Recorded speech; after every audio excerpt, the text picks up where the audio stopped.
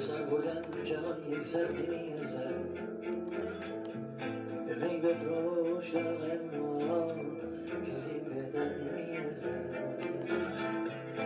به کوی می فروشانش به جامی بر نمیگیرم زی سجاد تنها که به یک ساغر نمی‌ارزد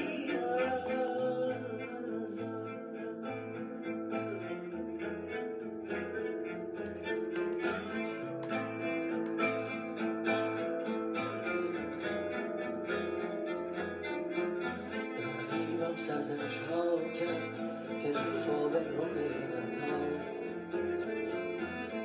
شفتاد سر ما که خاطر نمی‌رسد شکوه تاج سلطانی که بین جان در او درجست کلاهی دلکش است اما به ترک سر نمی‌زد به چاسان می‌نمود اول غم دریا به بوی سو غلط کردم که این توفان مثل گوهر نمی‌ارزد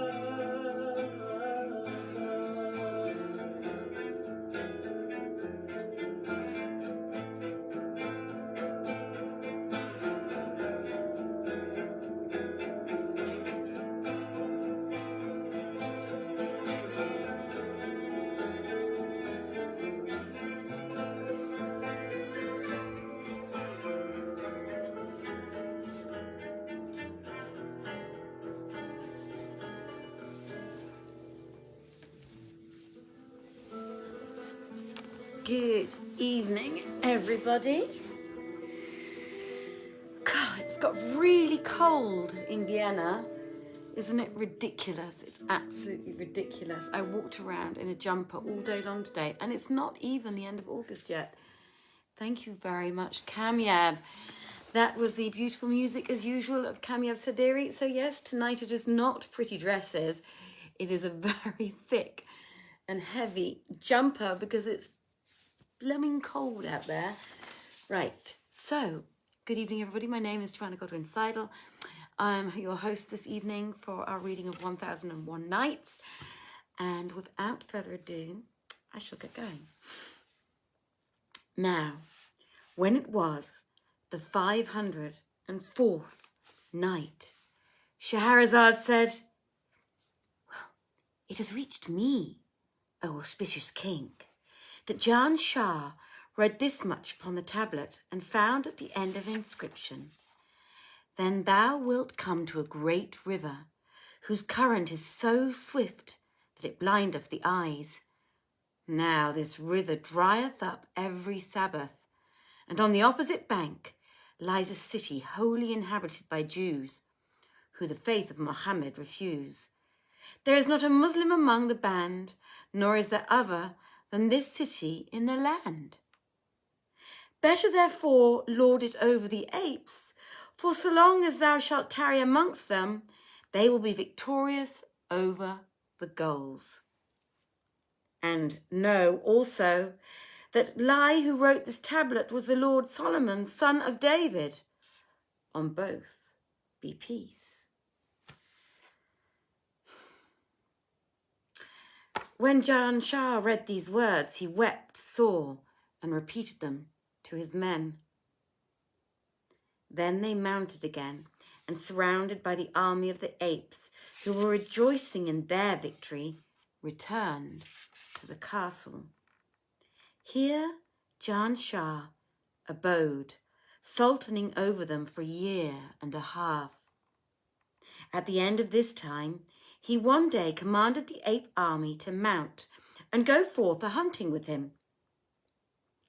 And they rode out into the wolds and wilds and fared on from place to place till they approached the Wadi of Emmets, which Jan Shah knew by the description of it upon the alabaster tablet. Here he bade them dismount, and they all abode there, eating and drinking, a space of 10 days, after which Jan Shah took his men apart one night and said, I purpose we flee through the valley of Emet and make for the town of the Jews. It may be Allah will deliver us from these apes, and we will go God's ways." They replied, "We hear and we obey." So he waited till some little of the night was spent. Then, donning his armour and girding his sword and dagger and such like weapons, and his men doing likewise, they set out and fared on westwards till morning. When the apes awoke and missed Jan Shah and his men, they knew that they had fled. So they mounted and pursued them, some taking the eastern path, and others that which led to the Wadi of Emet. Nor was it long before the apes came in sight of the fugitives, as they were about to enter the valley, and hastened after them. When Jan Shah and his men saw them, they fled into the Emet valley. But the apes soon overtook them and would have slain them, but when, behold, there rose out of the earth a multitude of ants like swarming locusts, as big as dogs, and charged home upon the apes. They devoured many of their foes, and these also slew many of the ants. But help came to the Emets. Now an ant would go up to an ape and smite him and cut him in twain, whilst 10 apes would hardly master one ant, and bear him away and tear him in sunder. The sore battle lasted till the evening, but the Emets were victorious. In the gloaming, Jan Shah and his men took to flight and fled along the sole of the Wadi. And Shahrazad perceived the dawn of day and ceased saying her permitted say. Now when it was the 505th night, she said, "It hath reached me, O auspicious king, that in the gloaming Jan Shah and his men took to flight and fled along the sole of the Wadi till morning.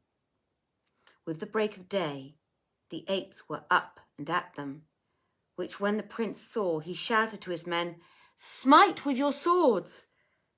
So they bared their blades and laid on load right and left, till there ran at them an ape with tusks like an elephant, and smote one of the Mamelukes and cut him asunder. Then the apes redoubled upon Jan Shah, and he fled with his followers into the lower levels of the valley, where he saw a vast river, and by its side a mighty many of ants. When the Emets espied Jan Shah, they pushed on and surrounded him, and one of the slaves smell to smiting them with his sword and cutting them in twain, whereupon the whole host set upon him and slew him. At this pass, behold, up came the apes from over the mountain and fell in numbers upon Jan Shah. But he tore off his clothes and, plunging into the river with his remaining servant, struck out for the middle of the stream. Presently, he caught sight of a tree on the other bank, so he swam up to it, and laying hold of one of its branches, hung to it, and swung himself ashore. But as for the last Mameluke, the current carried him away and dashed him to pieces against the mountain. Thereupon, Jan Shah fell to wringing his clothes and spreading them in the sun to dry. While there befell a fierce fight between the apes and the ants, until the apes gave up the pursuit and returned to their own land. Meanwhile, Jan Shah, who abode alone on the river bank, could do naught but shed tears till nightfall, when he took refuge in a cavern, and there passed the dark hours in great fear and feeling desolate, excuse me everyone, for the loss of his slaves. At daybreak, awaking from his sleep, he set out again and fared on nights and days, eating of the herbs of the earth, till he came to the mountain which burnt like fire, and thence he made the river, which dried up every Sabbath. Now it was a mighty stream, and on the opposite bank stood a great city, which was the capital of the Jews mentioned in the tablet. Here he abode till the next Sabbath, when the river dried up, and he walked over to the other side and entered the Jews' city, but nor saw none in the streets. So he wandered about till he came to the door of a homestead, which he opened, and entering, espied within the people of the house sitting in silence and speaking not a syllable. Quoth he, I am a stranger and an hungered. But they signed to him, as to say, eat and drink, but do not speak. So he ate and drank and slept that night. And when morning dawned, the master of the house greeted him and bade him welcome, and asked him, Whence comest thou, and whither art thou bound? At these words, Jan Shah wept sore, and told him all that had befallen him, and how his father was king of Kabul. Whereat the Jew marvelled and said, Never heard we of that city, but we have heard from the merchants of the caravans that in that direction lieth a land called Yaman. How far is that land from this place? Asked Jan Shah. And the Jew answered, Kafilah merchants pretend that it is a 2-year and 3 months march from their land hither. Quoth Jan Shah, And when doth the caravan come? Quoth the Jew, Next year will come. And Scheherazade perceived the dawn of day and ceased to say. Her permitted say.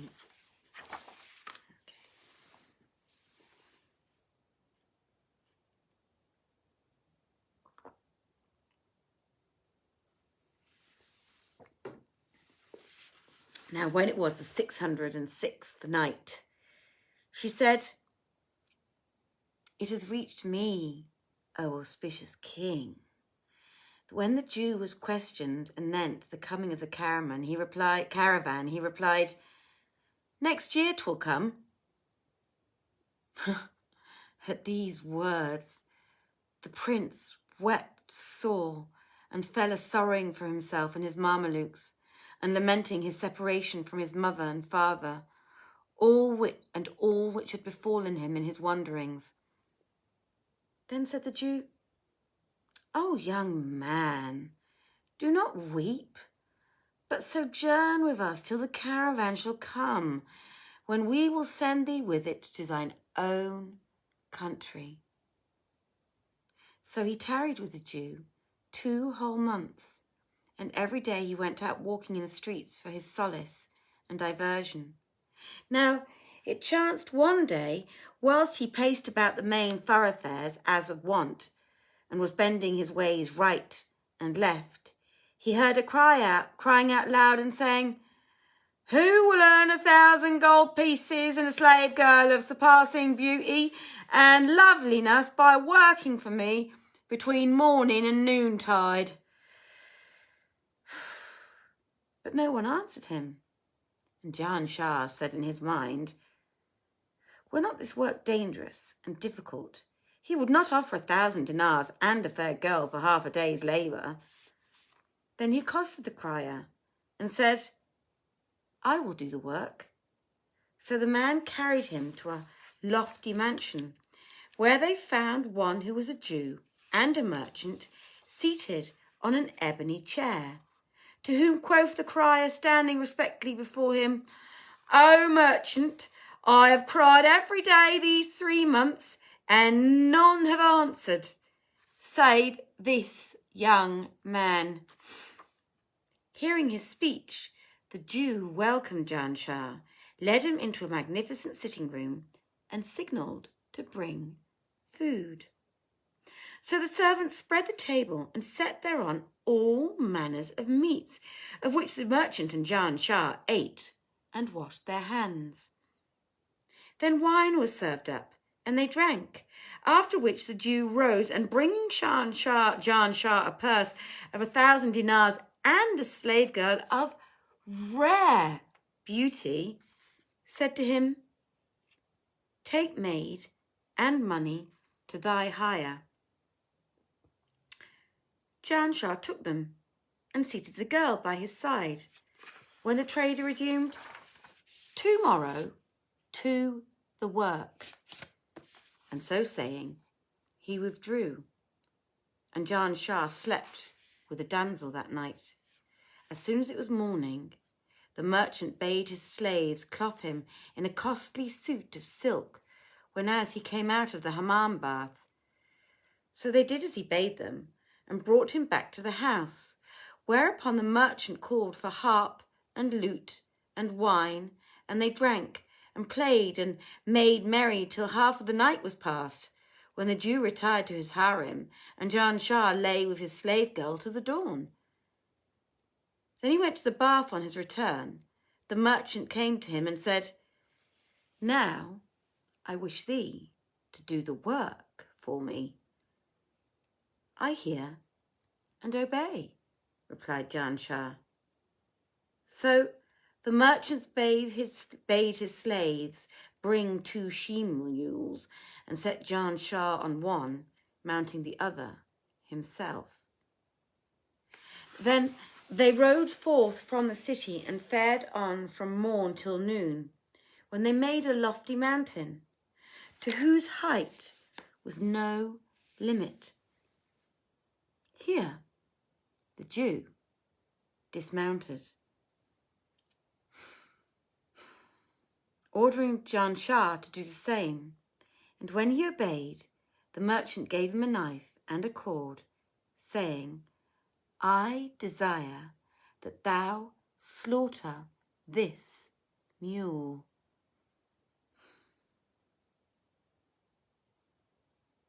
So Janshah tucked up his sleeves and skirts, and going up to the mule, bound her legs with the cord, then threw her and cut her throat, after which he skinned her and lopped off her head and legs, and she became a mere heap of flesh. Then said the Jew,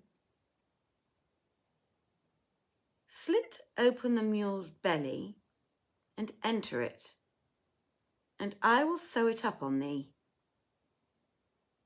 There must thou abide a while, and whatsoever thou seest in her belly, acquaint me therewith."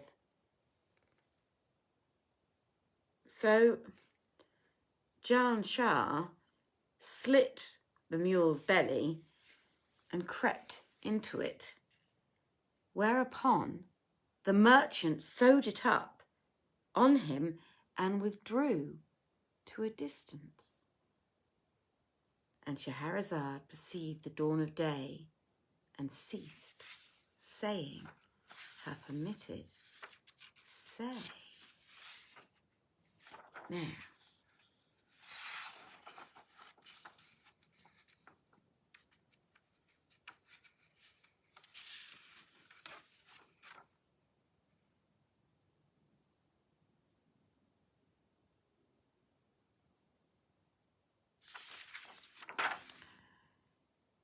I am going to leave the story right there, because I wonder what's going to happen. That's a good cliffhanger, that one.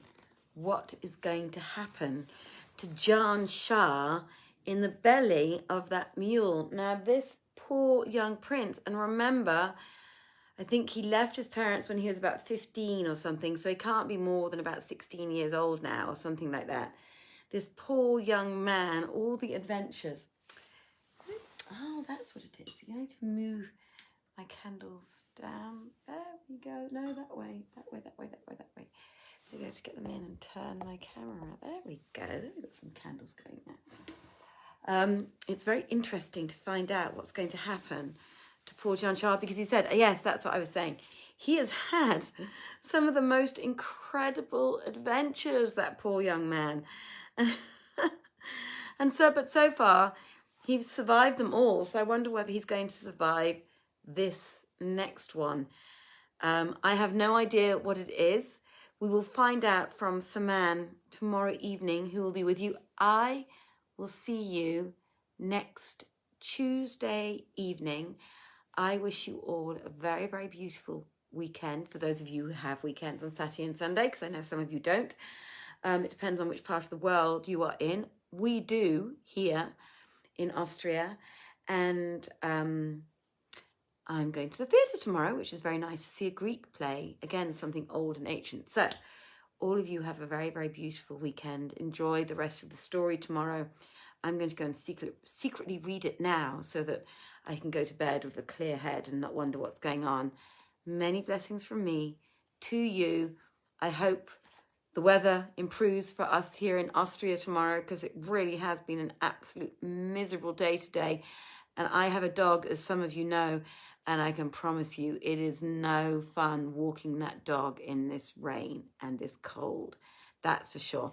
I expect it in October, but not at the end. I was about to say the middle, but not at the end of August. Everybody, have a beautiful beginning of your day, rest of your day, beautiful evening, beautiful night. Again, many blessings from me. Take care. Good night. Bye-bye. Many salams. Good night. Bye-bye, everybody.